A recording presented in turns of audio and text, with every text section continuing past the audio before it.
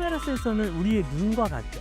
뇌의 역할을 하는 그런 중앙 처리 장치에서 그런 정보들을 다 받아들여 가지고 자동화 시스템도 마찬가지로 우리를 대신해야 되기 때문에 우리를 닮아서 이런 과정이 만들어지게 된다는 겁니다.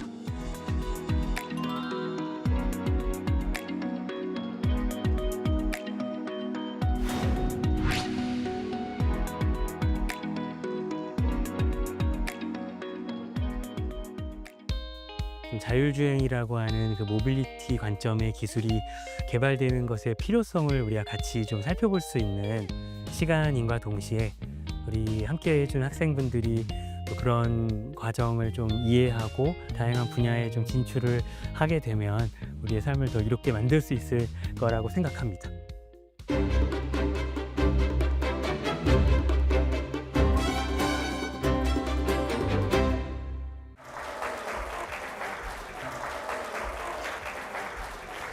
일단 큰 박수 감사합니다.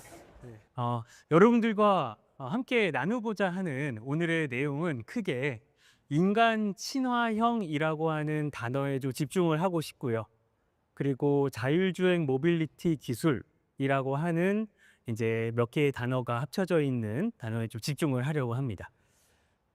인간 친화형이라고 하는 단어를 선택한 이유는 여러분들이 자연에 속해 있듯이 결국엔 우리 인간을 많이 또 닮아 있는 기술 중에 하나가 이제 자율주행 기술이다라는 것을 좀 정말 자연스럽게 이해하려고 오늘 같이 강연을 함께 하게 되었습니다. 여러분들 공학이라는 단어에 대해서 생각해 보신 적 있으신가요? 기본적으로 공학이라고 하는 것은 좀 개념적 정의로 이런 걸 가지고 있습니다. 자연이라는 말이 가장 먼저 나옵니다. 그리고 인간, 그리고 우리가 또 이루고 있는 사회, 그리고 인조물, 우리가 만들어낸 것들 등을 재반 대상과 주변 환경이 복합적으로 작용하여 만들어낸 문제에 대해서 이제 합리적이고 일반성 있는 해결 방법을 이제 탐구하고 활용하려는 학문이라는 겁니다. 근데 여기서 두 가지 핵심 단어가 있습니다. 첫 번째, 문제라고 하는 것입니다. 자율주행 기술도 분명 어떤 문제를 해결하기 위해 개발이 되고 이제 상용화가 되면서 우리에게 조금씩 다가오고 있다는 거죠. 그리고 이제 그 문제를 어떻게 해결할 것이냐를 고민하는 과정에서 정말 많은 기술들이 이제 만들어지고 있는 겁니다. 자, 그러면 자율주행과 좀 연결을 시켜보기 위해서 우리가 문제를 좀 살펴보려고 합니다. 여러분들 자율주행 기술이 왜 필요하냐라고 생각하다 보면 가장 먼저 우리가 그 어떤 것보다도 주요하게 다뤄야 할 안전이라는 문제로 좀 연결되게 되어 있습니다. 그래서 보통은 사고 사례를 좀 살펴보면 전방주시 태만이라고 하는, 예를 들면 뭐 휴대폰을 한다든지 좀 간식을 먹으려고 하는 과정에서 전방을 잘 못 봐서 사고가 일어나는 경우가 대부분이라는 거죠. 결국 인간의 실수에 의해서 만들어지는 사고 사례가 보통 한 90% 이상이 된다는 것을 이제 어떤 통계 자료로 확인할 수가 있습니다. 그리고 이제 개개인마다 운전 습관이라는 것이 있을 겁니다. 어떤 특성이라고 볼 수도 있죠. 그리고 교통 흐름이 있는데 그 흐름에 합리적으로 좀 운전하지 않으면 그 효율이 저하될 수도 있다는 겁니다. 그다음 운전을 하다 보면 해당 과업만 수행을 해야 되다 보니까 운전 외에는 어떤 이동하는 과정에서 무언가 다른 과업을 수행하지 못하는 편의성이 저하될 수 있다는 겁니다. 그러면 이렇게 대표적으로 안전, 효율, 편의성이라는 관점에서 문제가 정립이 되면 이걸 어떻게 해결해야 될 것인가에 대한 고민을 하게 됩니다. 그러면 결국에는 우리가 직접 무언가를 하던 것을 기계 시스템이나 전기 시스템, 소프트웨어가 융합이 돼서 대신 해주게 되면 그런 것들을 우리는 이제 자동화라고 하죠. 오토메이션. 누군가가 대신해주면 안전해지는 겁니다.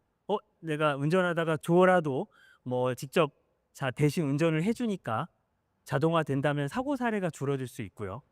그리고 나는 뭐 하루에 몇 킬로 정도 운전을 하게 되면 피곤해서 더 이상 운전을 하기 어려울 때가 있는데 또 꾸준히 계속 에너지만 있으면 운전을 해줄 수 있는 자동화된 시스템이 있다면 효율이 높아질 겁니다. 그리고 이제 편의성 측면에서 그 누군가가 운전을 대신 해주고 있으면 나는 뭐 책을 읽어도 되고 뭐 음악을 들어도 되고 휴대폰을 해도 될 수 있는 그런 상황이 만들어진다는 거죠. 그러면 결국엔 우리에게 존재하는 문제들을 해결하는 과정에서 주요하게 영향을 미치는 어떤 기술적 흐름이 바로 자동화라는 기술 흐름으로 볼 수가 있다는 겁니다. 결국엔 휴머노이드 로봇 뭐 등의 로봇 시스템들이 만들어지는 것도 결국 우리가 무언가를 해야 되는 상황에서 안전해야 되고 효율을 높여야 되고 또 편의성을 높여야 된다는 생각을 하게 되면 '아 이거 자동화해야겠다.'라는 생각이 좀 지배적으로 생각이 들 수 있다는 거죠. 자 그러면 안전, 효율, 편의성을 확보하기 위해서 또는 높이기 위해서 어떤 과정이 좀 필요할 것인지를 좀 요소마다의 내용으로 살펴보려고 합니다. 첫 번째로 여러분들이 또는 우리가 무언가를 할 때 우리를 대신해야 되는 상황이기 때문에 자동화라는 건요. 우리가 어떤 방법으로 무언가를 해내고 있었는지를 잘 이해할 필요가 있습니다. 어떤 원리로 우리가 그런 것들을 좀 수행하고 있었을까? 운전을 하고 있었을까? 등을 좀 생각해 보게 되는 과정과 예측, 판단, 제어라고 하는 그런 분야가 있어요. 즉 우리가 예측을 잘 할 수 있다는 거는 현재 내가 무엇을 해야 되는지를 잘 알 수 있다는 것으로 연결될 수가 있기 때문에 여러분들도 아마 목표가 다 있으실 텐데 그 목표를 달성하기 위해서 '아 이렇게 하면 내가 목표한 목표를 잘 달성할 수 있겠네.' 라는 생각과 함께 현재 이제 액션을 취한다 이거죠. 자율주행 제어 분야에서도 해당 분야가 있습니다. 그래서 내가 자동차를 또는 항공기, 배 등을 이런 입력을 주면 즉 핸들을 이렇게 돌리면 자동차는 몇 초 뒤에 이렇게 될 거야 라는 것을 예측할 수가 있으면 나의 목표는 앞에 있는 장애물을 피해야 되는데 또는 충돌을 일으키지 않게 좀 멈춰야 되는데 라는 목표가 있으면 예측 결과를 바탕으로 제어를 수행한다는 거죠. 결국엔 이 상황에서는 내가 잘했네. 그러면 이거 좋은 결과인데 다음에도 이런 행동으로 이런 제어 입력으로 이렇게 하면 또 성공하겠지. 또는 더 잘 해내려고 노력을 하겠지.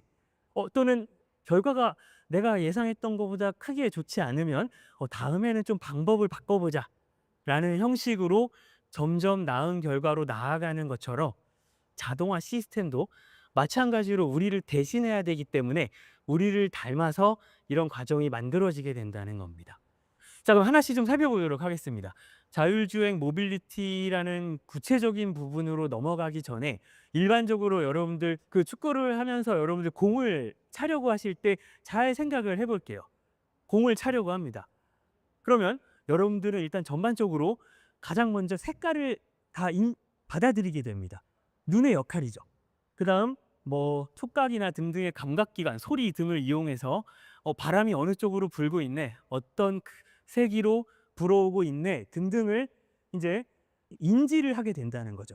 색깔만 이렇게 좀 얼룩덜룩한 게 있네라고 하다가 이게 축구공이야라고 누군가가 또 알려준다면 이건 축구공이다라고 그때부터 또 인지하고 막 발로 차보기도 하고 손으로 만져보면서 축구공은 이렇게 입력을 주면 이렇게 날아가는구나 뭐 이렇게 되는구나라는 거를 학습하면서 만들어 간다 이거죠. 자 그러면 인지라고 하는 관점을 지나서 이제 판단을 하십니다. 축구공 여기 있고 바람이 이렇게 불어오고 나는 골대에다가 이제 공을 넣어야 돼요. 근데 바람이 이렇게 불어오니까 나는 지금 공을 차거나 아니면 약 1초 뒤에 공을 차거나 하는 그런 판단을 하신다는 거죠. 순간적으로 하실 겁니다. 그리고 방법론으로 곡선 경로로 공을 찰까 또는 직선으로 찰까 뭐 이런 고민도 하시면서 판단하신 다음에 공을 여러분들의 근육을 제어해서 공을 차신다는 거죠. 그래서 근육 제어가 시작됩니다. 판단 이후에.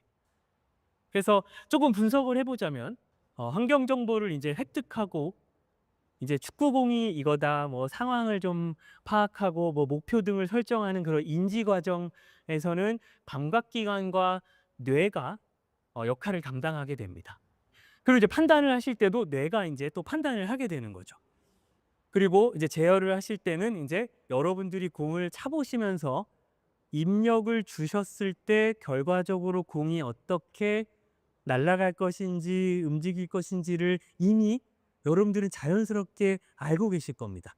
다 배우신 거죠, 학습을 하시면서. 그리고 그런 과정을 우리 소프트웨어가 하게 만드는 게 이제 인공지능이라는 기법 이제 기술들이고요. 그런 과정들을 이제 우리 인간 친화형 자율주행 모빌리티라는 개념으로 적용을 좀 시켜보려고 합니다. 우리를 대신해서 이 자동차 시스템이 모빌리티가 운전을 하려면 환경 정보를 획득해야 됩니다, 우리처럼. 그래서 환경 정보를 획득하기 위해서 이 자동차에 여러 가지 센서들이 장착이 되는데 뭐 색깔 정보나 거리 정보 등을 이제 획득하기 위해서 카메라 센서가 이제 또 장착이 됩니다. 근데 카메라 센서는 우리의 눈과 같죠. 카메라는 딱 주변을 딱 바라보고 이게 자동차고 이게 차선이고 이런 걸 인지는 하지 못하죠, 카메라 자체는. 왜냐하면 우리의 눈이니까요, 그냥. 근데 이제 그 정보가 뇌에 전달이 돼야 이게 차선이고 이게 자동차고 다 이제 인지가 되는 겁니다. 그리고 카메라는 이렇게 이제 격자무늬 구조로 우리가 흔히 픽셀이라고 하는 것처럼 이 화면에 이렇게 잘게 나눠져서 네모칸 안에 이 색깔 정보들이 잘 이렇게 배합이 돼서 특정 색깔을 표현하게 됩니다. 그러고 나서 색깔만 알고 있다면 사실은 우리가 눈이 두 개이기 때문에 이렇게 원근감을 알 수 있는 것처럼 카메라가 두 대가 있으면 그 두 이미지를 비교해서 원근감을 이렇게 좀 도출할 수가 있습니다. 물론 하나 가지고도 뭐 학습을 좀 시키면 거리를 도출하려고 하는 그런 기술들도 많이 있고 한데요. 그 이후에 근데 명확하게 물리적인 거리를 이제 획득하는 센서들이 있습니다. 근데 보통 이제 라이다 센서, 뭐 레이더, 초음파라는 대표적인 센서들이 모빌리티에 장착이 돼서 주변의 모빌리티들과 상대적인 거리를 센서가 장착된 기준을 바탕으로 몇 도 정도 틀어져 있고 어느 정도 거리만큼 떨어져 있는지를 수치적 정보로 도출해 주는 그런 센서들입니다. 그래서 요 대표적인 오른쪽의 그림은 라이다라는 센서의 기본 원리를 담고 있죠. 그래서 주변에 자동 모빌리티들이 있으면 레이저를 쏴서 돌아오는 데까지 걸리는 시간을 측정해 가지고 해서 자동차를 이제 라이다로 체크를 해 보면 요렇게 모양이 점의 모양이 쭉 나오는 거죠. 그리고 인제 관성 센서라는 게 있어서 여러분들도 우리 자연에 존재하는 관성이라고 하는 좀 자연적 성질에 대해서 잘 알고 계실 겁니다. 운동 상태를 이렇게 좀 유지하려고 하는 성질이 있기 때문에 갑자기 주변에서 무언가 변화가 있으면 나는 가만히 있으려고 했는데 또 나는 움직이고 있었는데 주변이 변해요, 같이. 그러면 내가 그걸 좀 느낀다는 거죠, 그 변화를. 약간의 저항을 좀 하듯이. 근데 그런 정도를 계측해 주는 센서들이 또 있습니다. 그래서 예를 들면 가속도 정보라든지 그다음에 이제 각속도, 뭔가 회전을 하려고 하면 옆으로 이렇게 쏠리기도 하고 하는 그런 느낌을 좀 이제 우리는 감각적으로 느끼는데 그것을 수치적으로 표현하고 있는 센서들이 이 모빌리티에 장착이 돼서 명확하게 이제 인지를 하기 위한 준비를 한다는 거죠. 이제 정보를 다 받아들입니다. 자, 그다음에 인지를 합니다. 모빌리티 같은 경우에는 이제 우리의 뇌의 역할을 하는 그런 중앙 처리 장치에서 그런 정보들을 다 받아들여 가지고 주변에 이거는 자동차고 이거는 사람이고 이거는 모터사이클이고 뭐 요런 인지를 하게 된다는 거죠.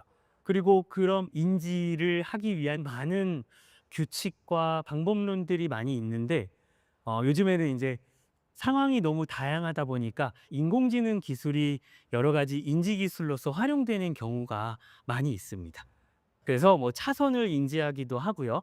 그다음에 주변 차량, 또 이제 보행자, 주변에 이제 사람이 있으면 우리가 안전하게 회피 주행을 또 하고 충돌이 일어나지 않게 제어를 해야 되다 보니까 이제 이런 인지 기술들이 많이 적용이 되고 있습니다. 그다음에 이제 판단을 합니다. 운전을 할 때 잘 생각을 해 보면요, 우리가 자전거를 탈 때도 그렇고요. 이거 너무 빨리 주행을 한다, 또는 주변 물체와 사람과 부딪힐 것 같다. 라고 판단이 들 때는 여러분들 브레이크를 작동시킵니다. 또는 나 너무 천천히 가고 있는 것 같고 나 몇 시까지 도착하려면 더 빠르게 가야 되네, 이런 판단을 하는 과정이 바로 우리가 같이 봤던 이제 판단 과정이고요. 보통 운전을 할 때는 안전도라는 것을 판단을 많이 합니다. 우리도 안전하게 주행하고 있나? 그걸 모니터링을 한다고 하죠. 계속 보면서 주행을 하게 되고요. 그다음에 이제 전략을 또 판단합니다. 앞에 또 다른 차량이 있거나 좀 내가 피해 가야 되는 것이 있으면 차선 변경을 해서 가야겠다. 또는 회피해서 가야겠다. 또는 그냥 속도를 줄여서 가야겠다. 이런 판단을 하게 된다는 거죠. 그래서 전략을 만들어가는 겁니다. 그다음에 이제 제어를 하시게 됩니다. 모빌리티는 뭐 드론을 포함해서 자동차, 비행 자동차 뭐 등등이 많이 있지만 차량을 기준으로만 말씀을 드리면 사실은 제어 입력이 그렇게 많지는 않습니다. 조향, 이게 스티어링 휠을 돌리는 거죠. 그리고 가감속 제어는 이제 가속 페달, 이제 브레이크, 제동 페달, 이렇게 두 개가 있죠. 그래서 총 세 개밖에 없습니다. 하지만 이 입력을 어떻게 만들어 가느냐에 따라서 자동차가 뭐 미끄러질 수도 있고 뭐 좀 위험한 상황이 만들어질 수도 있기 때문에 우리가 안전 제어, 뭐 자율주행 제어 등등을 많이 우리를 대신해서 하게 만드는 과정을 만드는 거죠. 그래서 조향이라고 하는 스티어링 휠을 돌리는 거는 이제 경로 추종을 하기 위해서 보통 제어를 합니다. 경로가 도로 위에 있으면 그것을 따라가야 되니까요. 벗어나지 않고. 그리고 가감속은 내가 속도 제한을 넘지 않으면서 또 앞에 있는 차량하고 뭐 충돌이 일어나지 않기 위해서 속도 조절을 해주는 데 사용이 되는 거죠. 그래서 이렇게 크게 환경 정보의 획득, 인지, 그리고 판단, 제어를 수행하면서 자율주행이라는 것도 이제 차량을 기준으로 만들어지지만 뭐 드론부터 시작해서 뭐 선박, 그리고 그다음에 뭐 항공기 등의 많은 시스템들이 어떠한 제어 입력이냐에 따라서 또 어떤 동적 거동을 만들어내느냐에 따라서 달라질 뿐이지 이 큰 틀은 크게 변하지 않을 수 있다는 거죠. 그래서 조금 분석을 해보면 이제 색깔, 거리, 각도, 가속도 정보 등의 환경 정보를 받는 것은 센서들이 진행을 합니다. 그리고 이제 인지를 한다는 거는 이제 중앙 처리 장치가 이런 정보들을 모아서 사람처럼 요거는 자동차로 탐지하게 하고 요거는 사람이라고 판단하게 하자라는 그런 과정을 중앙 처리 장치가 수행을 합니다. 소프트웨어가 많이 개발이 잘 되어야 하겠죠. 그리고 이제 판단은 또 중앙 처리에서 지금은 안전하게 주행하는 상황이야, 지금은 좀 위험해, 이런 어떤 판단 알고리즘을 개발한다고 생각하시면 되겠습니다. 그래서 제어는 이제 시도를 하시면서 내가 이렇게 입력을 주면 이거 이렇게 되네? 그러면 나는 이렇게 입력을 조절해 봐야지라고 하면서 만들어지게 됩니다. 근데 그 입력을 만들어내기 위한 과정에서 사용되는 게 바로 그 입출력의 관계를 힘과 가속도의 관계로서 잘 규명해 놓은 뉴턴의 제2 법칙인 거죠. 우리는 모든 어떤 인과관계를 잘 알면, 즉 입력을 이렇게 줬을 때 결과를 잘 예측하고 알 수 있으면 내가 이렇게 주면 이 시스템은 이렇게 되니까 결과를 이렇게 만들려면 나는 입력을 이렇게 줘야겠다. 결국엔 또 예측 과정으로 연결이 된다는 겁니다. 그런 것처럼 이런 자연의 어떤 인과관계를 잘 나타내는 뉴턴의 법칙 등을 예를 들어 잘 활용하면서 조향각을 얼만큼 줘야 이 자동 모빌리티가 이 경로를 잘 추종할 것인지 또는 제때에 멈출 것인지를 예측하면서 입력을 만들어낼 수 있다는 거죠. 여러분들 자연현상의 인과관계를 잘 생각해 보면 모빌리티를 움직이게 만드는 원인은 힘입니다. 힘. 근데 힘의 정의는 결국엔 운동 상태를 변화시키거나 뭐 변형을 일으키는 원인이에요. 그래서 결국엔 바퀴가 있는, 휠이 있는 자동차를 생각해 보면 자동차가 앞으로 나아가려면 사실은 휠이 회전을 하면서 도로와의 상대 운동을 만들어 가지고 마찰력을 일으키는 거예요. 마찰력은 뭔가 방해하는 요소로만 생각이 들 수도 있지만 이 모빌리티를 이렇게 이동하게 만드는, 움직이게 만드는 또 원인이기도 합니다. 그래서 휠을 이렇게 좀 이렇게 각도를 만들어서 조향을 하면 자동차는 일로 나아가려고 하고 있는데 바퀴는 이쪽을 바라보고 있어요. 그러면 또 마찰력이 생깁니다. 이렇게 어긋나 있으니까 미끄러지는 거죠. 그러면 또 이렇게 횡방향으로 힘이 작용을 하면서 자동차가 이렇게 왼쪽 오른쪽 횡 움직임이 만들어지는 거예요. 그래서 결국엔 그 모빌리티를 움직이게 만드는 건 힘인데, 그 힘에 의해서 이 시스템이 어떻게 좀 움직일 것이냐라고 예측을 할 수 있게 만드는 게 바로 뉴턴의 제2 법칙, F는 ma라는 그 거시적 관점의 큰 인과관계를 나타내는 식입니다. 관계식인 거죠. 그 다음에 이제 뭐 여러 가지 뭐 적분도 하고 수학적 형태를 바꿔가면서 나는 내가 원하는 이 차량의 움직임을 이렇게 만들려면 인과관계를 아니까 거꾸로 와서 목표를 정해놓고 제어 입력을 만들어내는 거죠. 이 입력 주면 이렇게 되네? 또는 이걸 이렇게 만들려면 나는 입력을 이렇게 줘야 돼 라고 도출을 하게 되면 결국에는 이제 입력을 잘 만들어서 인가하게 되면 된다는 거죠. 즉, 그 예측을 잘 할 수 있는 것이 현재의 어떤 자율주행 관점에서는 입력을 잘 만들어낼 수 있는 하나의 방법이다라는 것을 생각해 주시면 좋겠고요. 그 다음에 이제 액션을 취했을 때 여러분들이 무언가 제어를 하려고 했는데 제어했더니 잘 안 돼요. 그럼 그 다음에는 학습을 하게 됩니다. 나는 이 방법으로 좀 제어를 해볼까? 또 이 방법으로 제어를 해볼까? 이런 관점으로 다시 시도를 하기도 하고, 또는 누군가가 잘 정립해 놓은 가이드가 있거나 이런 방법으로 하면 잘 됩니다라는 기반이 있다면 그것을 참고해서 이제 우리가 배우고 만들어가면 된다는 거죠. 그래서 지금까지 이제 여러분들과 자연 규칙이라는 것을 인과관계 측면에서 잘 정립을 해서 수학적인 접근 방법으로 적용하는 방법론을 이제 우리가 같이 큰 개념으로 살펴본 거고요. 그래서 이제 휴먼 라이크 또는 이제 네이처 인스파이어드에서 자연에서 좀 이렇게 영감을 받아서 기술들이 만들어지고 있는 과정을 큰 흐름 안에서 여러분들이 좀 생각을 해주시고 접근을 하시면 아마 여러분들께서 공학 분야로 좀 이렇게 진출을 하시던 아니면 다양한 분야로 진출을 하시더라도 또 긍정적인 영향이 있으실 것으로 이제 생각을 합니다. 그래서 앞으로 긍정적인 또 성장과 발전이 함께하는 우리 학생분들이 되시면 좋겠습니다. 자, 이상으로 강연을 좀 마무리하도록 하겠습니다. 죄송합니다.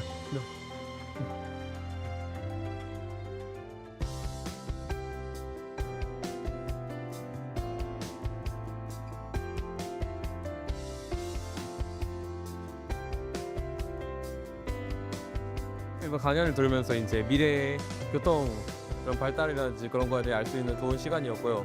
평소에 궁금하긴 해도 제대로 직접 해볼 일은 많이 없었는데 이번 기회를 토대로 이렇게 한번 제대로 해볼 수 있어서 좀 제대로 익혀볼 수 있는 시간이었던 것 같고, 이 과정에서 앞으로 여러 정보와 이런 산업이나 AI와 결합해서 이 산업이 앞으로 더 발전했으면 하는 희망이 생겼습니다.